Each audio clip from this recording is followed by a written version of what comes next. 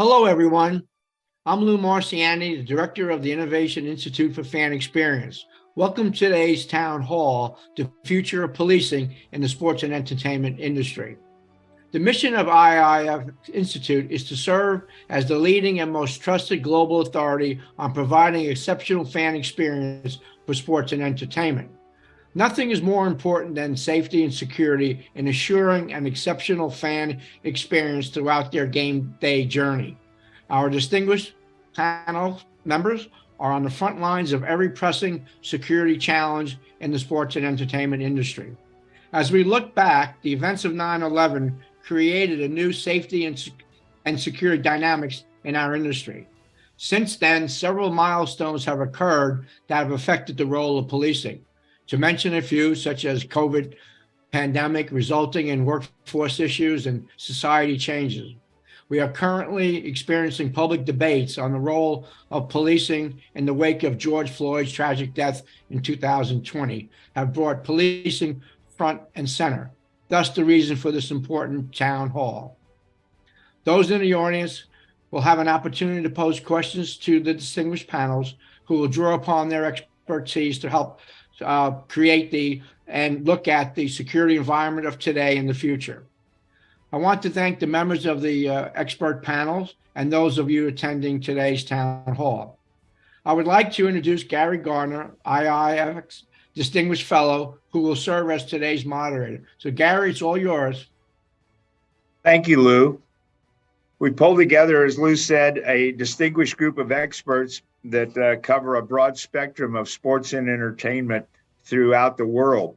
And so I'd like to start by introducing Rick Fenton, who's the Vice President and Chief Security Officer of Ilitch Holdings and an IIFX Distinguished Fellow.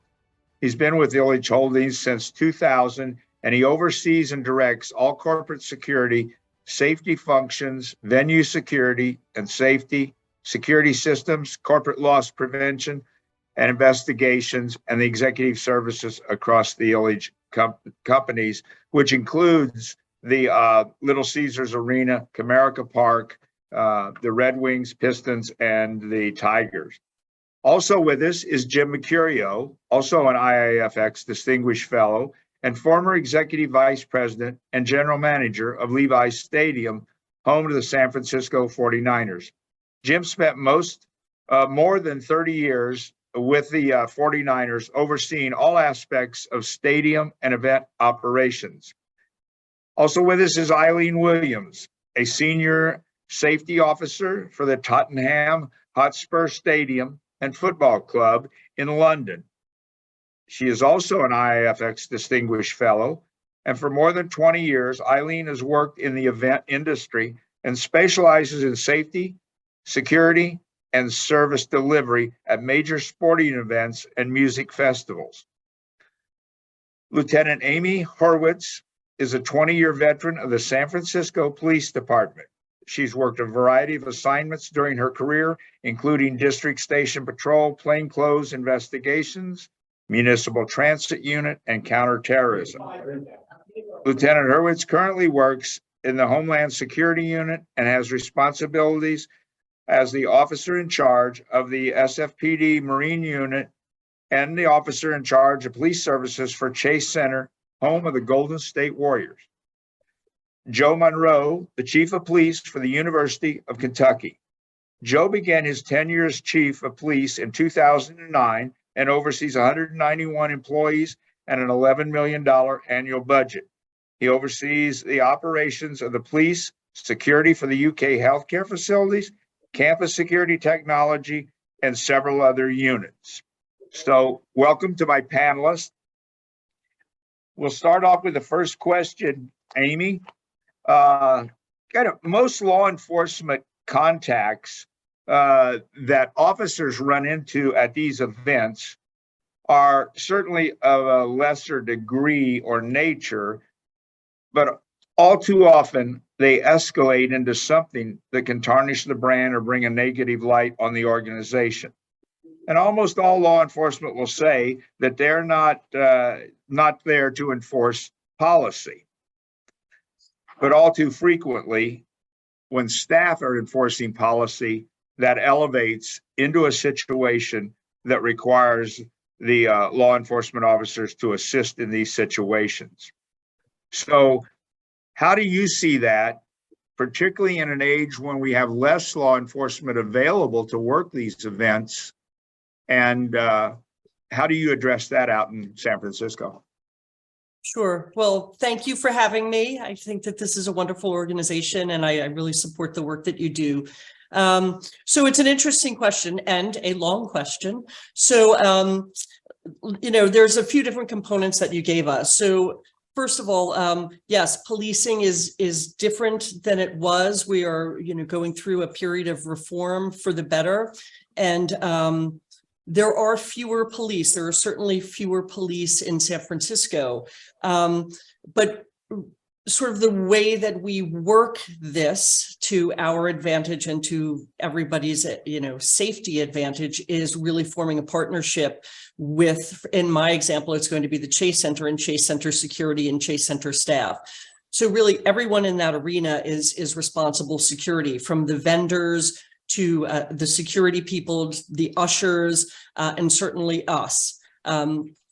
The officers that I have working at the Chase Center understand that they are part of the fan experience. So it's a high ticket price that people are paying, and I want our officers to reflect the quality and the value that they're getting in that.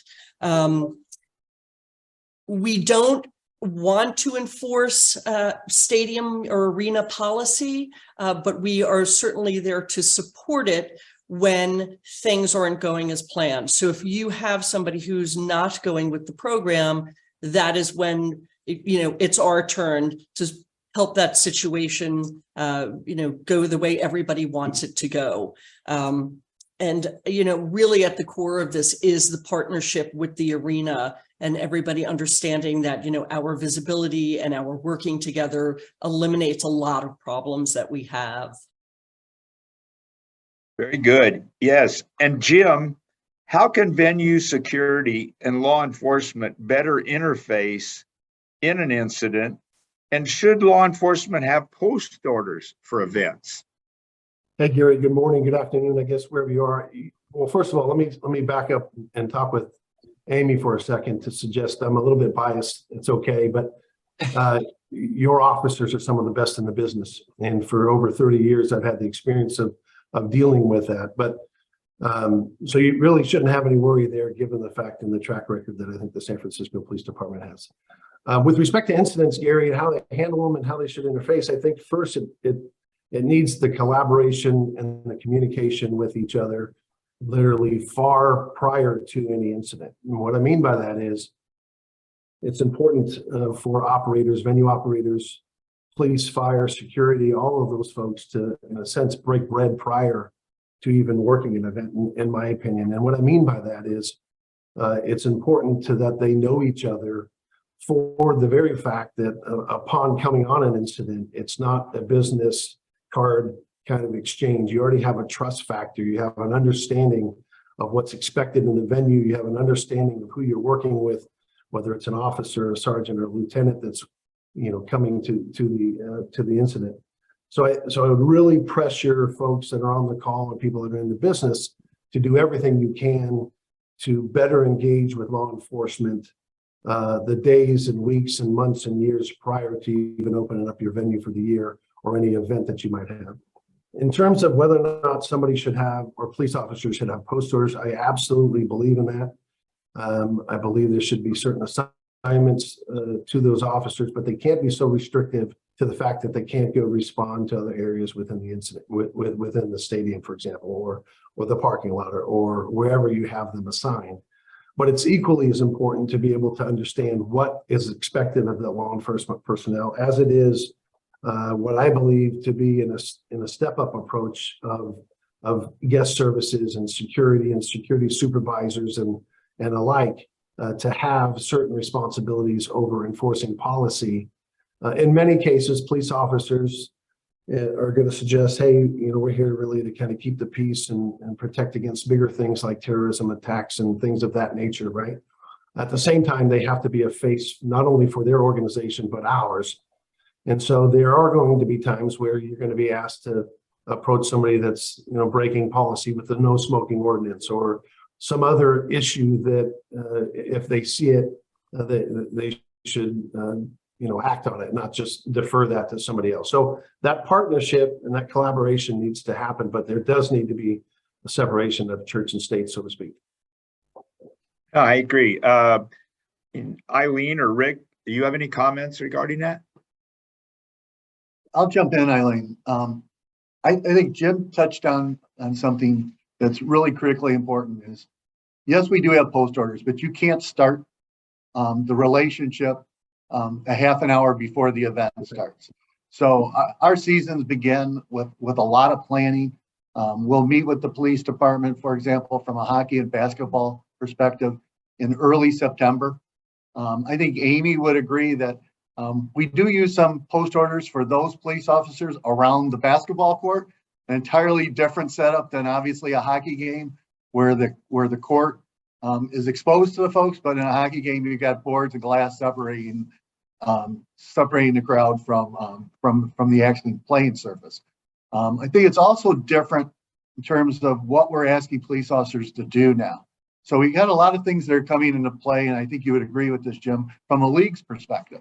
So when I first started, we weren't screening guests. Now we actually have police support at all of our guest screening areas. And the reality is we're still recovering firearms and things and folks that are illegally trying to carry it either in the city. And that necessitates, a police action. And it wouldn't normally have been getting arrested walking around the city of Detroit, Amy, unless they happen to come across one of our venues. And now they're trying to walk in, they set off a metal detector, and we've got a law enforcement action. So it's a little bit different than it was when I first started 23 years ago. And here in London, we don't have a gun crime culture, and therefore it would be highly unlikely for anybody to present at the stadium with a firearm.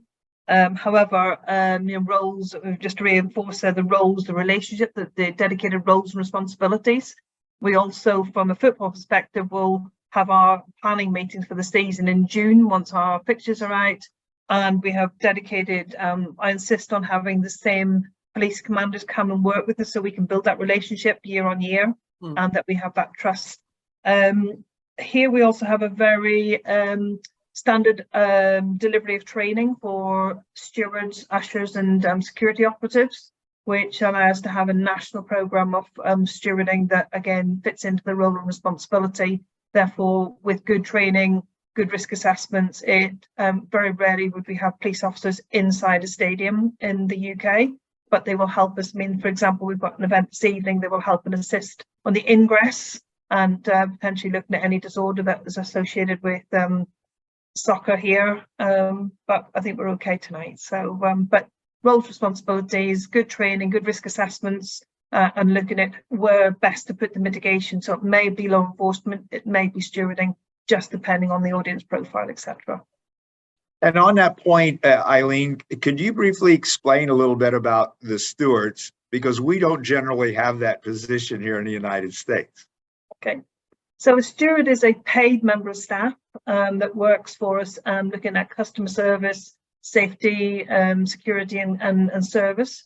So potentially where you have somebody coming in, they will do all the search and screen, they will do the ticket checking, they will do the mandatory positions of looking at our emergency exits, for example. They will also resolve any issues within the stadium. So if we have a hate crime or some disorder or medical, then the stewards are the people who respond to try and dissolve or de-escalate and resolve an issue on point. They're all paid. We don't have any volunteers. Some of our venues here do have volunteers that work. So at Twickenham, and which is a rugby venue, and Lords, which is a cricket venue, they do have some honorary stewards who are volunteers who love it. But at our venue, we have 45 major events per year, including concerts, rugby, NFL, and soccer, and so we rely on a paid workforce that is trained to a national standard of stewarding, so we know what we're getting when we book and employ staff for the venue. Thank you. And, kind of pivoting on from that, Rick, you're kind of taking somewhat of a unique approach here with your security officers and their ability to have police authority. And you're looking at getting them that authority through the local sheriff, correct? Correct. So what I would say, and I think Amy touched on it, we have far fewer police officers in the city of Detroit than we did 10, 15 years ago. When I was assigned to the Detroit Police Department in the early 70s, which means I'm really old, Amy. The reality is we had about 5,000 officers, and now there's less than 2,500. When I was a member of the Sheriff's Department, we had nearly 2,000 officers. They have less than 1,000. So with 4 major sports teams playing in the downtown area, there just isn't enough law enforcement officers to go around to have events going on at all of those locations at the same time. And bluntly, we're actually challenged when 2 of the locations are in play. So we've worked with the local sheriff. We've got a starter program that we went through with about 18 of my staff that are former law enforcement officers. They're sworn in, but we're looking at expanding that into a reserve element with the same kinds of police powers and things. And then they would be supervised by the Detroit Police Department and the Sheriff's Department. So it's an interesting concept. It's one where we're using the constitutional office of the sheriff to swear people in. And we'll see how that goes. There's a lot of things, a lot of moving pieces to get it off the ground. Thanks, Rick. Rick, Yeah. let me ask you a question, if you don't mind. They're all in the same uniform, or are they in separate uniforms as your? So you can distinguish. Yeah, it's a great question, Jeff. Yeah.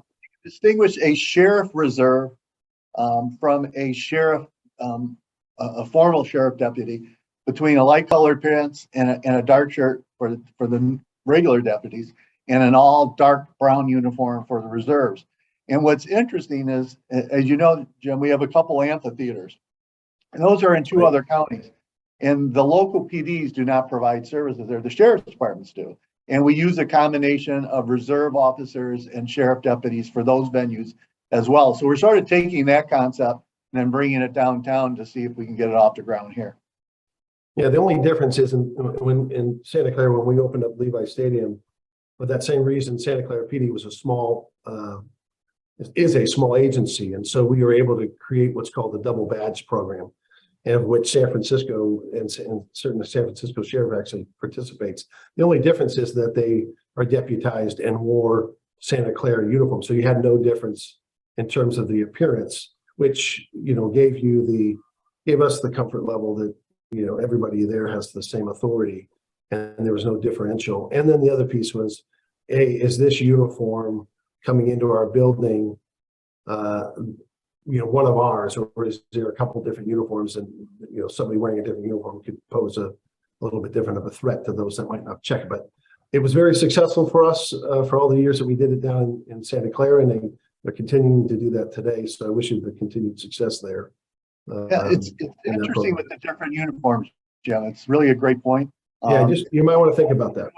If Eddie Washington was on the call, he'd talk about Michigan Stadium. There's 5 different law enforcement agencies, Right, and 5 different sets of uniforms. And Joe just popped on, so I'm sure Joe can share some thoughts on that. Yeah, you're exactly right on that, because what we probably have 200 plus officers and probably about 10 different agencies. So, I mean, trying to put them on one uniform would be hard for us. But what we try to do is recognize all of them at our roll calls and making sure that we know that they are working for us that day, because we're bringing in. What about the radio system, Joe? Are they on the same radio system? Yeah. So what we do, Jim, is we actually give them a radio if they're not part of the regional radio system. And that way we have complete interoperability and can all be on the same frequency and talk groups. Which is important for sure. Yeah. No, that's clearly important. And Joe, that kind of leads into the next point. And before I start that, I meant to mention early on that a lot of the questions we're using today were submitted by attendees on this call, where they have a particular interest and they lead into the future of policing and how we're having to address things today. So Joe, to what extent should law enforcement be involved in that initial planning in a lead up to the event? And then can police keep an event from taking place if they have concerns about the plans? Well, let's talk about the planning piece first, because that is probably the most critical component. You cannot draft a event action plan unless you have law enforcement and your public safety team involved in that process. You know, they have to go through that risk analysis to make sure they understand what their risk or hazards are, and then what resources they're going to need to staff that. And one of the things that you'll find is too many times we operate in silos, whether it's on the event side or whether it's on public safety side. But we've got to get to that point where we have a good planning team. And you'll see that a lot with regular events, whether it's Jim's stuff that he's doing out there or Rick. We have that core group that we always plan with, and that helps a lot. But you've got to have them involved in the planning process. Now, as far as can they stop an event? I'm going to say no, unless there's some critical component that really drafts it, a necessity. One of the things that law enforcement can do is they can make recommendations to your event planner or your promoter, and which we've done on numerous occasions, whether it's a concert or another special event. Hey, here's what we need to think about, because this is really putting us at risk if we're not going to elevate our staffing or our mitigation strategies to that level. Okay, thank you. And Eileen, there are specific features of an entertainment district that create problems and demands for police resources. And I know you have some unique challenges in that area. Can you talk a little bit about that?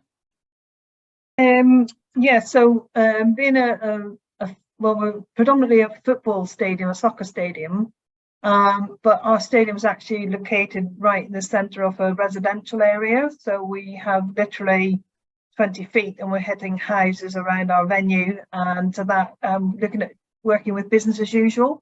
So again, there's another customer relation there with our residential population. We've got about 66,000 people, homes which are affected by our events when we have an event here. So we've got one this evening, it's got 66.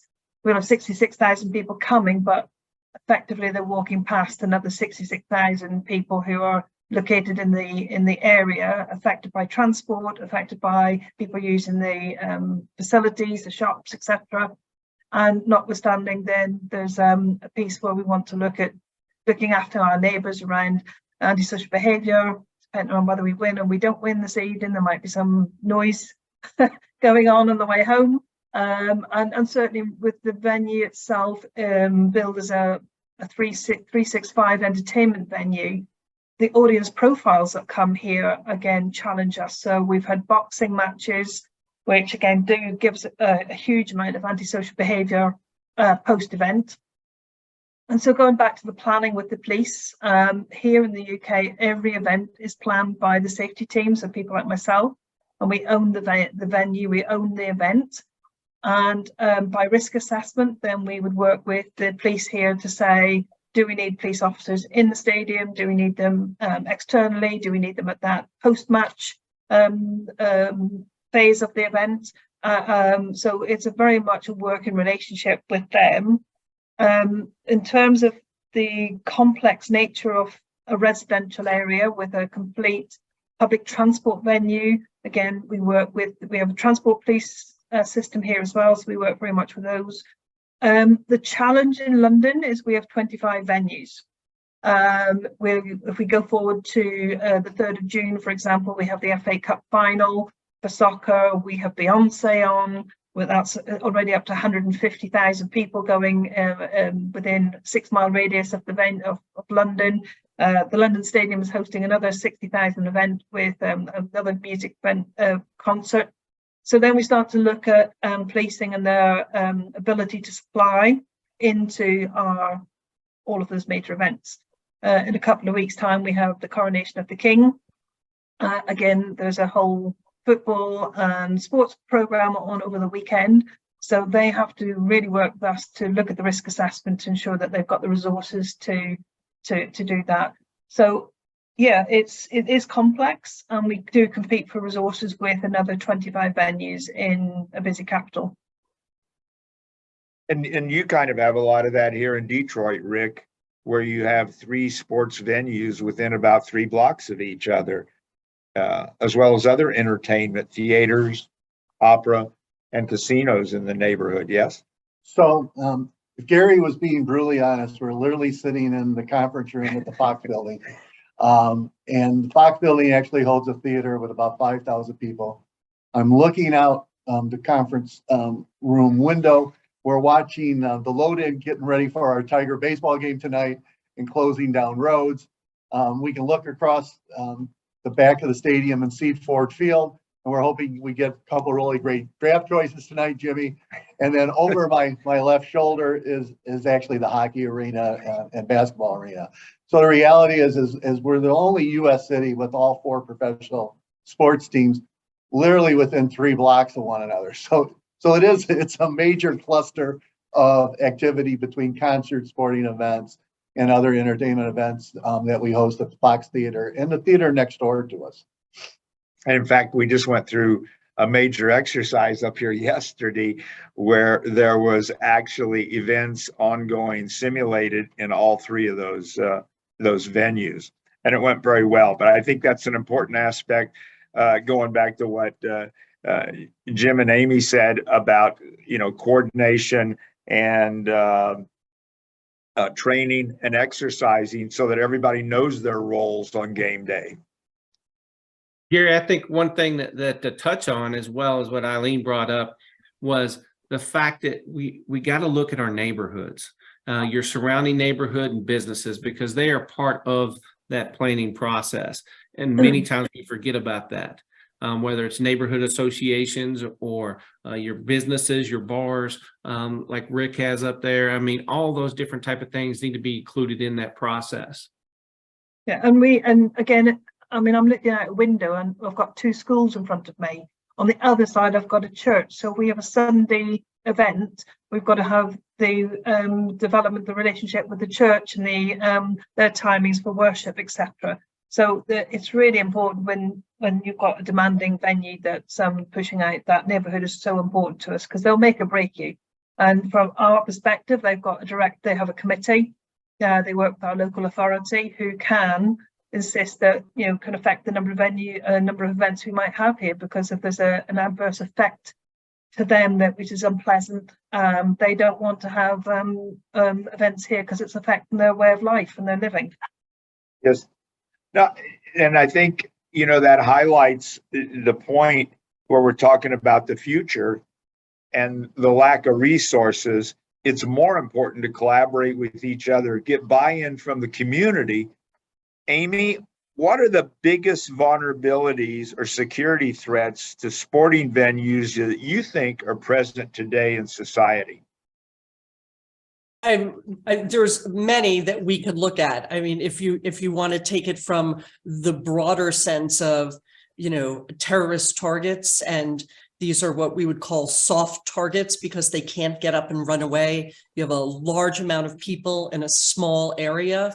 You have a lot of people queued up. I use that word queued for you, Eileen. So you have a lot of people lined up. So, and they're not going anywhere.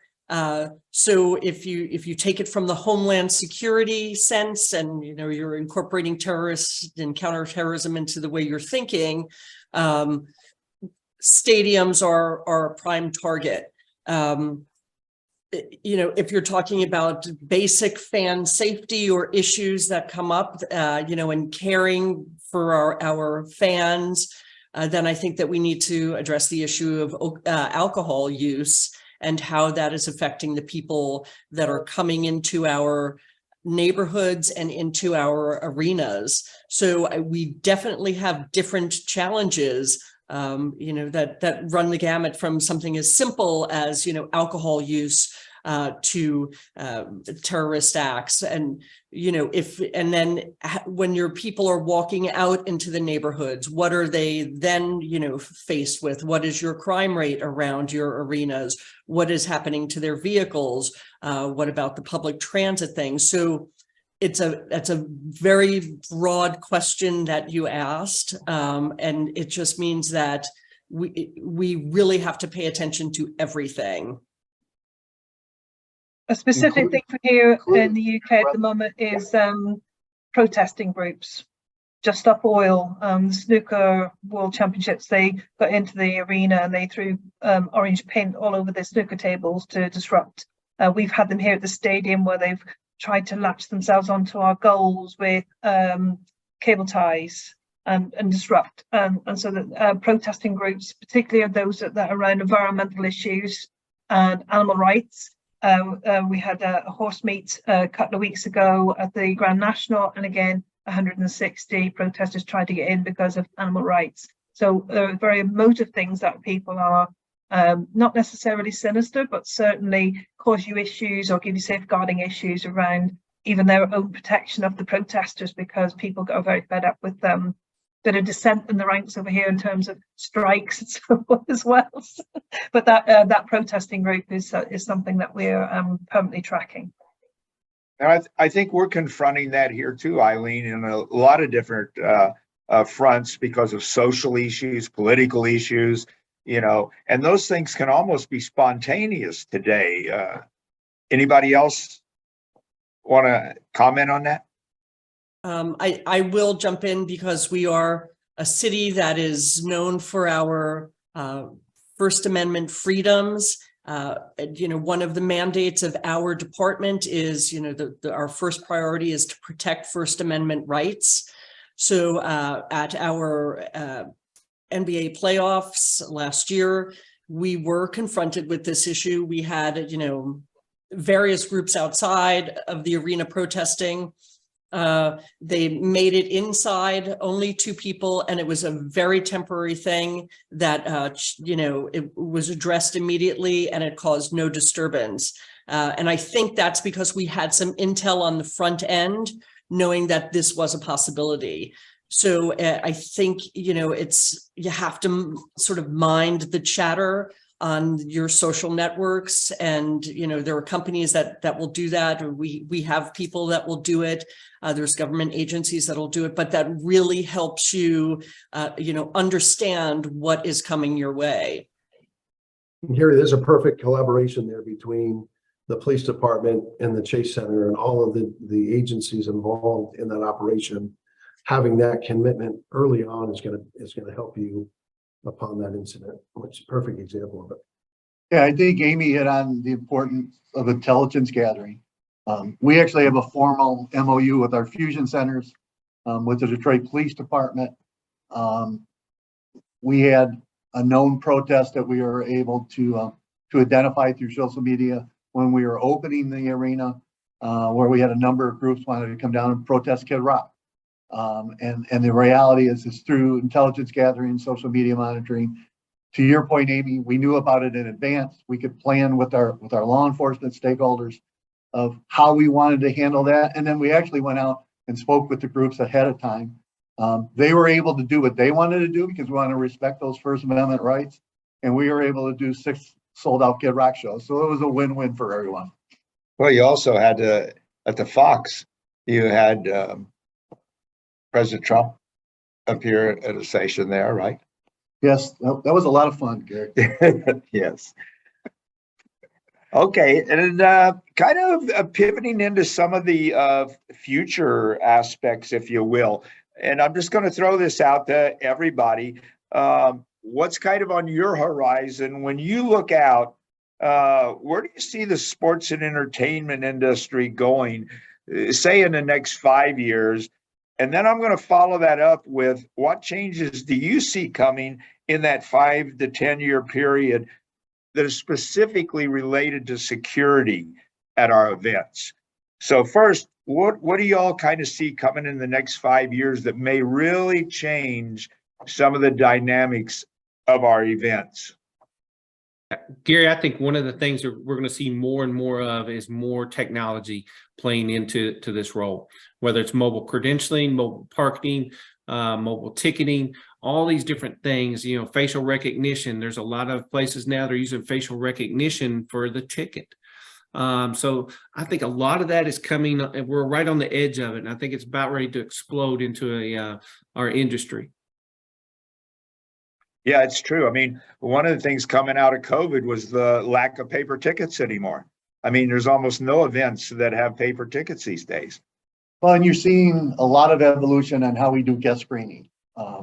And so we were really dependent on walk-through metal detectors.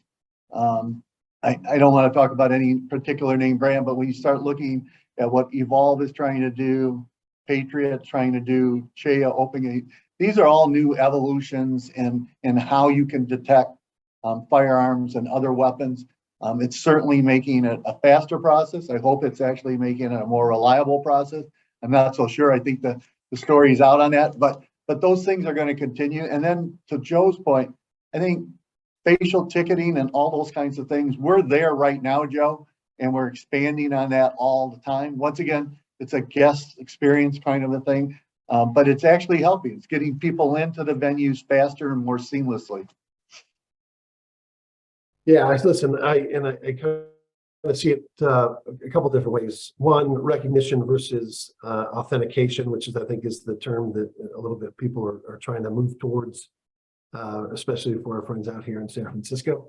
But it also, I mean, it does mean something a little bit different. So I do think that's important, and I see that going there. The other piece is, I think for years we've had very segmented, siloed kind of departments, right? You are a parking person, usher, you are a security guard, you're a food beverage, you're a guest services person. I think what's going to happen because of the lack of initiative in many cases of people that want to be employed, you're going to have to consolidate some of these and do a better job of redeploying your personnel, and maybe paying them a little bit more, but giving them more training. Maybe the model is of a steward. We have stewards, so to speak, Gary.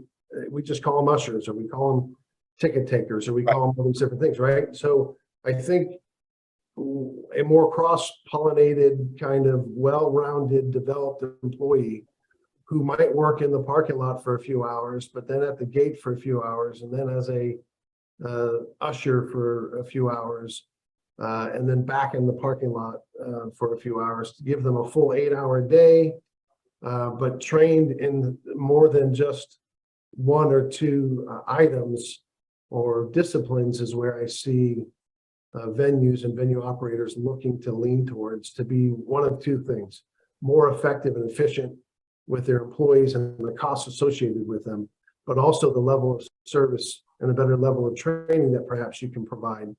And third, you might see agencies or teams taking a little bit more ownership of the training associated with those employees. For years, we outsourced it to the food and beverage provider, to the security provider, to the parking provider.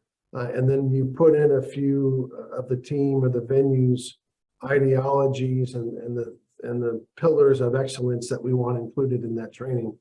It might behoove us to take a little bit more of an approach and owning that training of all of the different 15 to 3,000 people that work for you on game day, because they're promoting and representing your brand and your team and your venue and your ownership in your city. And most of these folks are part-time people that feel part-time. And so anything you can do as a venue manager and operator to make them feel not like a part-time employee, but a full-time employee and part of your team and family, I think is going to be important. So I'd love to see the industry take a little bit more of a ownership in that in the next years. We're just doing some work at the moment looking at what a steward of 2030 would look like. Okay, so that 12-year-old today and their techno world that they're coming through. So in 7 years, when I expect them to be working for me, what technological advancements will take place? There'll be doing jobs we haven't even thought of just now. So we're kind of looking at the current recruitment strategy has to move with TikTok and other engagement tools to look at getting the best people into our business, and then keeping them. And how do we engage with them? Because they only work for us when we have an event on.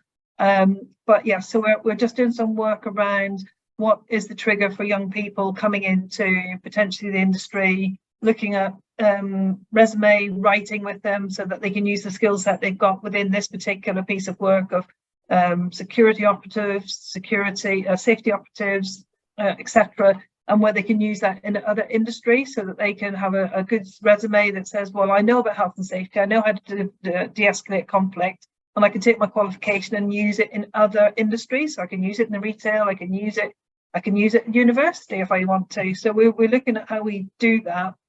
And but I think it's important to think, what are those young people? I mean, the majority of people we have applying for jobs with us are 19 to 26. And they are super whiz kids on technology, social media. I am not. And I'm having to learn about that younger workforce and how their brains work. But equally, you can apply that then to our guests. Our guests are also, there's an element of, in the next 10 years, some of our season card holders will be no longer with us. And that young person is coming back through us as a guest.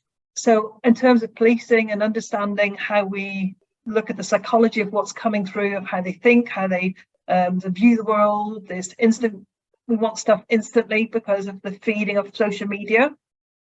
So we're just doing some work with that at the moment to look at the next 7 years of recruitment, both for our customers and our staffing. And I think those are the kinds of things that we should be considering for it's only 7 years away, for goodness sake. It's not a long time to 2030, and it'll be it's quite frightening because it's frightening for me because I'm not a technical person. I like people. And so I'm on a huge learning journey myself to understand how I can better be safer, use the technology to enhance our operation, to not worry so much about the numbers of workforce that we need, whether it be police officers and or ushers or car park attendants. But it's a huge learning journey for me at the age I'm at, and not being a technical specialist. I'm learning though. I'm learning. Well, and how technology is going to pivot to play a big role in how we train these people, because they relate to these things that, as you say, Eileen, we don't necessarily relate to so much, but they live on them. And so we're used to pulling people into classrooms for training. They're used to getting their training online. Yeah. And there's some really good research coming through now about the dopamine hits that people get when their social media pings on their phone. And it's very addictive. So you very rarely can anybody hear something go off on their phone and ignore it. And therefore, again, understanding the triggers for people that are working where you don't want them to have a customer complaining because a member of staff is on their phone the whole time. But there's a really good couple of papers that I've been looking at recently that say the impact of social media. A goldfish can retain information for about 12 seconds, a psychologist told me, and now young people, we're at the ability of retaining stuff for about 14 seconds. Might be my age, I'm not sure, but it's a new age. It's something we need to be considering because that's our next group of customers and our next group of workforce and police officers. You must see a lot of that, Joe, on a college campus. Yeah, I was going to say, it goes back to Jim's whole premise to start this conversation: engagement. That's the key word. It's staff engagement, it's fan engagement. I mean, that's where it all starts. And, like Eileen was saying, you're dealing with a generation now that is technology savvy. When a 2-year-old can get on a cell phone and take pictures of himself and send it, I mean, that's stuff that we never even thought of at 2 years old, or when we had 2-year-olds. I mean, but I think that's the key to everything, is finding that niche or that technology that's going to keep them engaged, whether it's a fan or whether it's a staff employee. That's I think the way we're headed. Like Gary, if I can wrap it, Please. If I can wrap it up here, I think where we have, at least I have been successful, my teams have been successful, has been paying attention to the needs of the employee as if they were a customer, right? We've spent so much time and effort trying to understand our customer, and even investing in it and target marketing to our customer. and for years have kind of forgot about the employee. Oh, they're going to show up. They're going to be here. They're going to do this. Oh, we don't need to. Let's put the customer right up front to the parking lot. Let's put the employee on a bus and 2 blocks away. And I kind of tried to put that on its heels a little bit and upend that cart to suggest that the employee, in many cases, is equally, if not more important than your customer, right? Because these are the people that are representing you and reaching out to your customer. So I think it's healthy to look at your customer and your employee as an internal customer as opposed to an external customer, and try to do and incentivize those things with good behavior, again, that makes them feel as if they're part of your team, makes them feel as they're part of your family, and little things matter. So anytime that the suit and tie can get out of the office and walk the concourse and engage with the employee, you should do it. You should know as many of the folks and your supervisors as you can. You're not going to know all 3,000 people, but sitting behind your desk isn't going to help make me feel special about making $50 or $100 that day in your venue. Neither is having to park 5 blocks away, get on 2 buses, stay till the end, and not be feel like I'm cared for, treated well. So I would to the folks listening, I would say invest in your employees, and they'll invest in you, and the dividends will outweigh any expenses associated with that. I believe that to the core. Rick? Well, I agree with everything that Jim said, and I think what COVID taught us, we were primarily an internal workforce, used very, very few vendors before COVID hit. We lost a large segment of our event-based population after the issues with COVID, because a lot of them were retirees, and quite frankly, they didn't want to be around large groups of folks. Yeah. And so then we started, the pendulum went a different direction, Jim, and we started investing in different vendor to provide security, to provide stuff from a concessions and a retail perspective. And we're having to relearn that. And it's only probably been within the last 6 months, Right. Remarkably so, that we're starting to see the trend turn around. Maybe it's some downturn in the Michigan economy. Sure. But I'm sure going that back out, and looking for that second job. So then we're trying to do what Joe suggested. You're trying to make that investment in these folks. And we're doing things that we never did before to try to attract them. Yeah, we're just on a journey of we regularly need internally 1,000 and 1,200 stewards, and we had 7 agencies supporting us in that when we opened our stadium 4 years ago.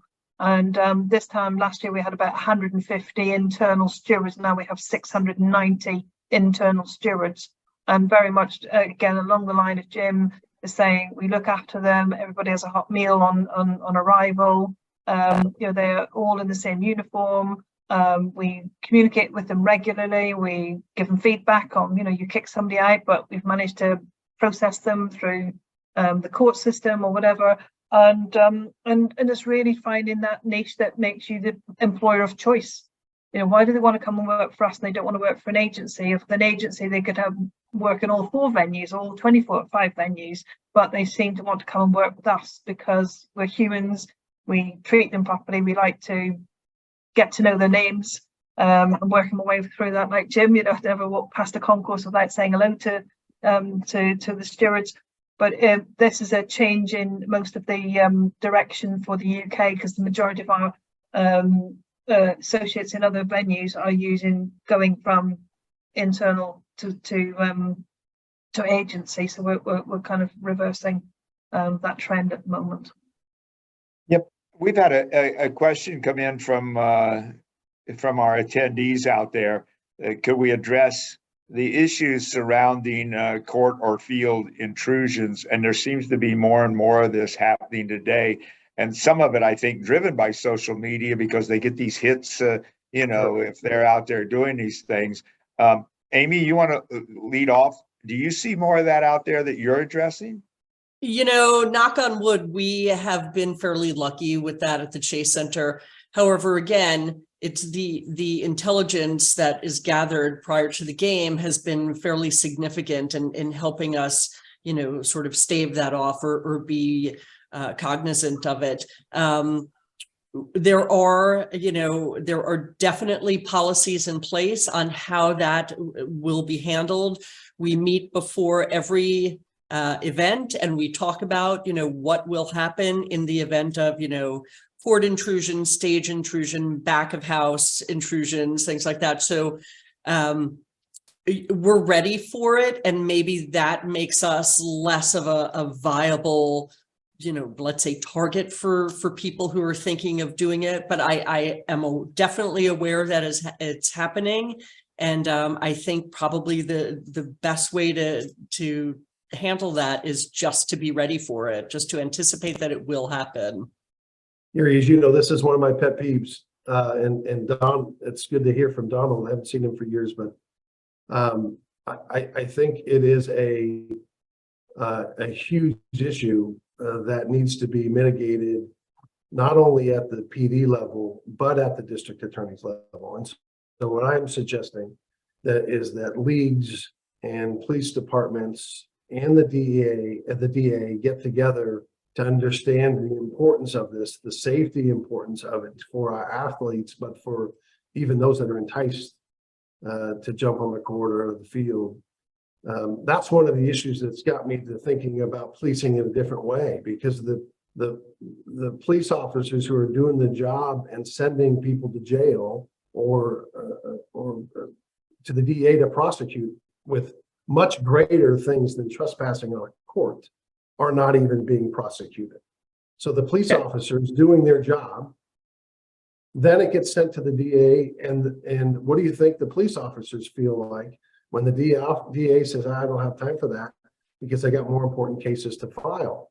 Well, that just allows for a number of things to happen. The police officer says, forget it, I don't want to do this anymore. I'm not going to waste my time and write up this incident. The person that keeps jumping down on the court on the field says, look, Mom, I got on national TV and all it cost me was $25. If that, I didn't go to jail and there's no consequence. And so when there's no consequence, the behavior becomes something that is essentially implicitly accepted, right? So those are the concerns that I have. And I would get that conversation. I would like to get that national conversation happening with DAs across the country. Eileen, I know you might have something on this too. You're on mute. In 1989, obviously there's a lot of football violence and disorder going on, hooliganism, and that introduced the Spectator Safety Act, directly relating to soccer, which made it an illegal offence. So it is a criminal offence to go on the field of play for football, only football. So when we have an NFL and somebody goes on the pitch, it kind of trespass, but unless it's anything aggravated or criminal against a player or a match official, then there's not much we can do apart from kick somebody out and try and remove them from the stadium and give them a ban. But it's for football, it's very effective. Football banning order can be issued by our courts, which means it stops anybody from England and Wales actually travelling with the national team, travelling outside of the UK. They have to have their passports in. So there's quite a comprehensive and robust consequence to that. You also lose your season card. You're not allowed to go to any football and so forth. So, but that's been established now since 1989, 1990, and implemented and a really robust process. And of course, it's a political will to do some of these things, and it's tough when we have another type of event where somebody encroaches on the field and to go, got to kick this person out, and I can't do anything else with it. So it's that hard. So Gary, I think first of all, we got to step back and look. Are these the onesie twosie intrusions that somebody's running out on the field to get, or the court to get some kind of recognition? Or we had one student do it this year who did it on a dare to make $500 from his buddies. But then you've got the true field encroachments. The Alabama loss to Tennessee, where you have 60, 80,000 people on a field. That becomes dangerous. And that's when people get hurt coming over the walls or getting crushed like, Eileen had, back in several years ago in Europe. And one of the things we got to focus on, to Jim's point, is these ADs have got to quit, or these, directors or presidents have to quit writing checks and saying it's part of doing business. Because too many times that's what we're seeing is owners and people are just writing a check and writing it off as the cost of doing business, where somebody's going to get hurt and is going to get seriously hurt or killed. And I think that's why you're starting to see a lot of the conferences starting to put some kind of penalty towards it, not just, monetary fines, but they're talking about now maybe even forfeiture of home games against that rival in the future. Points deductions. So we're coming up to the end of the football season. Here, the soccer season will finish in mid-May, and anybody who's got the last game of the season, we're required to present to the Premier League a risk assessment of what you're going to do and how you're going to, one, in the first instance, prevent it. Two, what you're going to do, react in if it happens. And then, last year, Manchester City got fined on the last game of the season, £330,000. About $660,000, as well as then points deductions coming into the next season. And that's where it hurts the owners of the clubs, because the money for some of the owners is not the issue. It's actually where they sit, the brand protection of being a credible club and so forth. So points deductions are also applied here. It's almost impossible if you got 80,000 people, like we saw at a football game, encroach onto the field. You're not going to stop them. But to Eileen's point, you've got to have that plan. What are your priorities? Our plan for us is we're protecting, certain assets and people. And that's our number one thing, and making sure we try to keep everybody safe, because we can't stop, 30, 40,000 people from coming over a wall. I do think an education campaign helps. It's not the solve, but what we were doing for every quarter was putting messages up about behavior and about respect and about expectations of fan involvement and fan code of conduct and things of those nature. I think the more and more you could put that in your game plan, your video boards, your messaging, your PA announcements, things of that. It's not sexy, it's not enjoyable, it's not fun, but it is important. And I think that if you can get that into your entertainment script, the better off you are. That also goes to show that you did have intent to try not to make this happen when something goes wrong in the future.